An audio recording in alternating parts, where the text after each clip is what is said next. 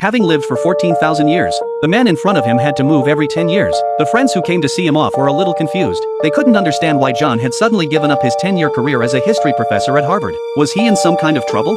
John had to lie about being claustrophobic. Every once in a while, he had to move somewhere else. Then the woman was surprised to find a Van Gogh-like painting on the floor. John explained that it was a gift from a former friend. He then left the painting in the car. What they didn't know was that John's friend was in fact Van Gogh himself. The people who came to see him off were scholars and professors in various fields. They couldn't believe that John had contracted this disease at such a young age. He even gave up a promising career and a steady income for it. At that moment, the female professor suddenly said that John hadn't aged a day in 10 years. That's a secret every woman wants to know. It was just a joke, but it was a good way to brighten up the mood of the people who were about to leave. At that moment, the anthropologist suddenly found a burin with a parrot's beak on the table. It looks like it's from the pre-Magdalenian period. That's the Paleolithic in Europe. The archaeologist next to him rushed over to examine it. After a closer look, he was sure it belonged to the Paleolithic period, because the last civilization of the Magdalenian period